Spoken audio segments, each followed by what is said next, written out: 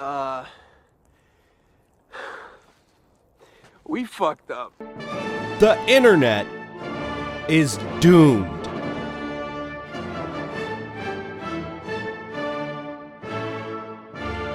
Or is it?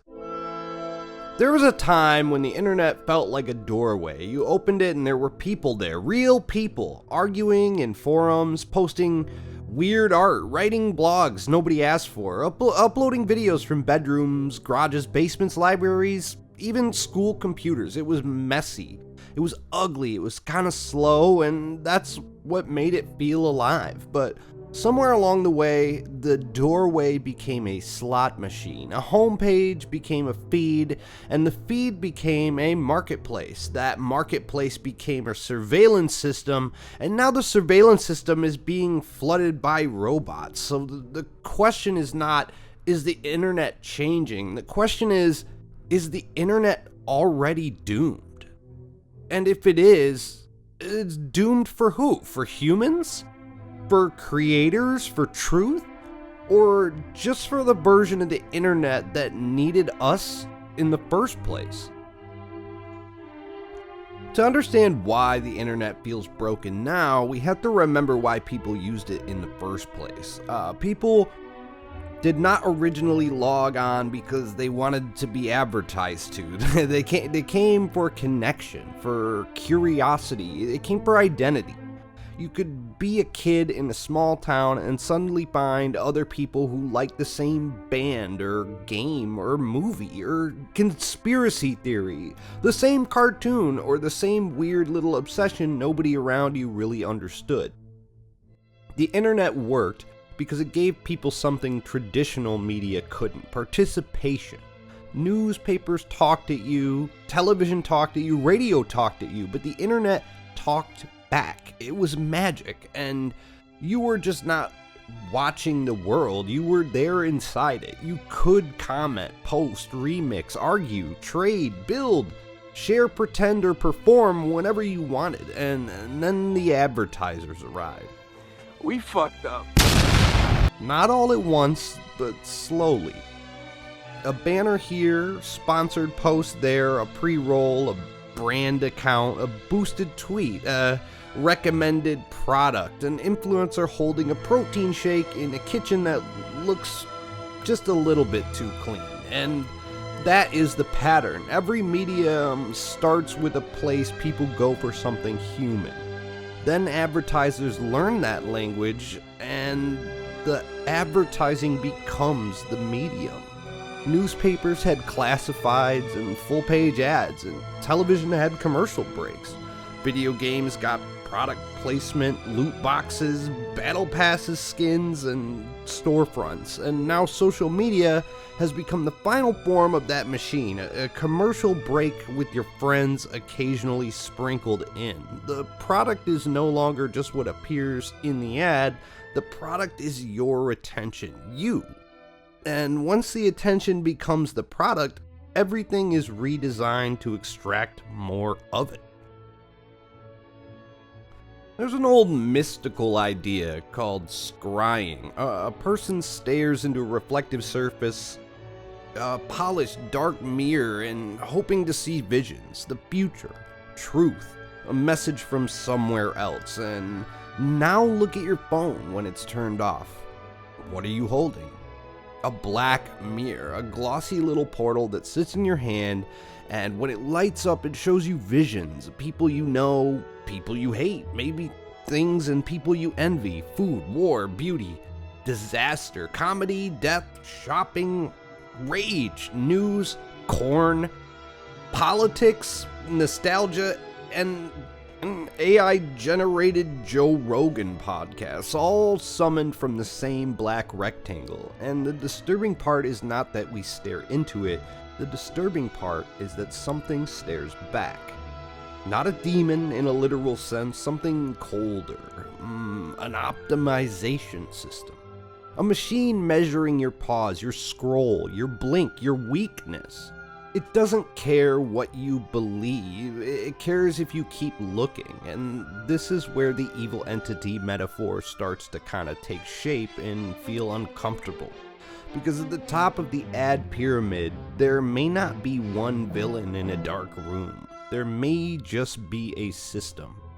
A system made of platforms, advertisers, data brokers, recommendation engines, bot agencies, influencers, and now AI agents, all competing for the same tiny piece of your soul, your focus, your attention. And once your focus is captured, it can be sold. Now, a more unsettling part is that this is not even unique to adults. A child with an iPad is treated like a modern parenting cliche. The iPad kid, a sticky screen, a loud video, and a 1,000-yard stare in a restaurant booth. But this is not even a joke anymore. I mean, research is now reporting that screens are entering childhood earlier and earlier. Tablets and phones, endless video apps on autoplay, algorithmic cartoons, games designed around reward loops. This matters because attention is not just a habit. Attention is developmental. It is how a child learns to wait, imagine, listen, process boredom, handle frustration, and exist without constant stimulation. When every uncomfortable moment can be patched with a screen, boredom starts to feel like danger. Silence starts to feel like a punishment. But here is the part we don't like to admit. Adults are not that different. We just look at it more dignified. The child melts down when the tablet dies, and the adult calls it checking email. The child watches bright cartoons for comfort, and the adult watches short-form videos while the world burns. The child wants the next dopamine hit, and the adult says, I'm just decompressing. And maybe that's the real genius of the system. It does not need to make us stupid, it only needs to make distraction feel like relief. Social media did not become powerful because it was the best advertising system ever invented. It became powerful because people were already there. Facebook was where your family was. Instagram was where your friends looked beautiful. Twitter was where news broke, and YouTube was where weirdos became filmmakers. TikTok was where strangers could become famous overnight. But once the platforms had the people, the business model became obvious. Sell access to the people. Then sell better access, then sell targeted access, and then redesign the entire experience around whatever keeps the most people available to be sold. And this changes everything. Your feed no longer shows you what matters most, it shows you what performs. The creator's not rewarded for truth, they're rewarded for retention. Journalists aren't rewarded for context, they're rewarded for urgency, and artists not for depth, but rewarded for stopping your scroll. The viewer is not treated like a citizen, a reader, or even a fan. The viewer is now inventory. We fucked up. And yes, that includes my own video. This thumbnail, the title pacing, hooks, it's participating in the same attention economy it's criticizing, but that doesn't make the criticism fake. It makes the trap complete, and even with this warning, it has to be optimized for you to see it. The old internet was written for humans. The new internet is increasingly written for machines. Search engine articles built to satisfy Google, FAQ pages no human even asked for, keyword stuffed guides that read like they were assembled by a committee of ghosts. GitHub repos, designed less for users and more just for indexing. Documentation written so crawler bots and language models can understand it, but entire website flows now exist in this strange middle zone. They look like information, but they behave like bait. They're not exactly fake, and they're not exactly useful. They are context, shaping objects designed to be discovered, scraped, ranked, summarized, and referenced. This is the new food chain. I mean, humans post, bots scrape, AI summarizes, and search engines display the answer. Users stop clicking, publishers lose traffic, and then they change to optimize their content. AI starts the whole process over again, and then humans ask why the internet feels hollow. We fucked up. It becomes a farm, and we're not the farmers anymore. We're the soil. The dead internet theory used to sound like a conspiracy, and the idea was simple. What if the internet was mostly fake, mostly robots? What if the comments are bots, the likes are bots? What if the trends are manufactured? And what if the viral posts are not proof of public interest, but proof that automation learned how to imitate it? For years, that sounded paranoid, and now it sounds like a software update. Look at the comment sections on X. Replies are polluted by engagement farming, spam, AI agents generating takes, stolen jokes, fake outrage, and blue check accounts racing to say anything that'll get them visibility. On Facebook, it's much the same. Public comments threads are packed with recycled phrases, scam links, profiles that are just fake, and weirdly generically emotional responses. On Instagram and TikTok, you got entire accounts pumping out fake AI reels at an industrial scale, like fake stories, fake history, fake luxury, fake motivation, fake tragedy, fake influencers, and fake product reviews. And across the web, reviews, one of the last tools people had to judge reality, are polluted too. Fake 5-star reviews, fake 1-star attacks, AI-generated testimonies, bot-written product feedback, it goes on and on. And it's not just exclusive to the internet, it's restaurants, dentists, gadgets, supplements, hotels, contractors, all fighting inside a reputation system that was built on the assumption most people writing the reviews are people. But what happens when that assumption breaks? What happens when the internet has more masks than faces? People leave. That's what they've always done. I mean, when newspapers became too cluttered, people moved on to radio. And when the radio became too commercially, people moved to television. And when television became bloated with ads, people moved to cable, streaming, and finally you arrive at where we are. When Facebook became your uncle yelling next to an ad for patio furniture, I mean, young people moved to Instagram. And when Instagram became polished ads for influencer storefronts, people moved to TikTok. And when TikTok became robot reels and AI rage bait, where do people go? And more importantly, will they be allowed to find it before ads and bots get there first?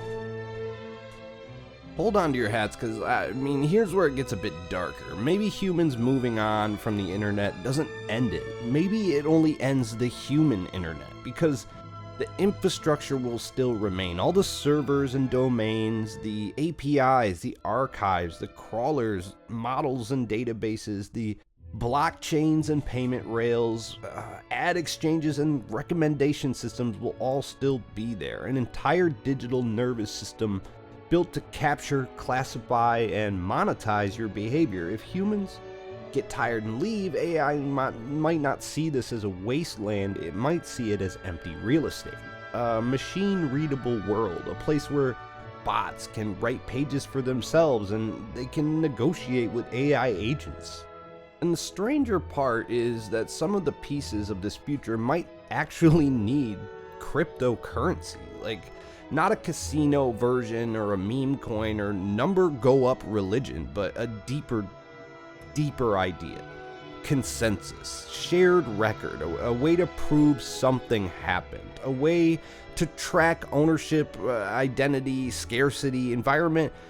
If AI floods the web with infinite content, then the valuable question may no longer be what is online, it may be what can be verified.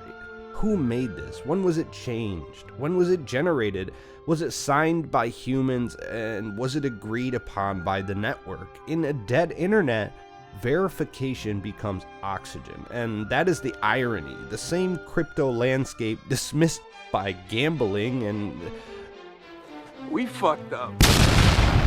might have the tools for surviving the fake web, if it can survive its own greed. So the real question, Is the internet doomed?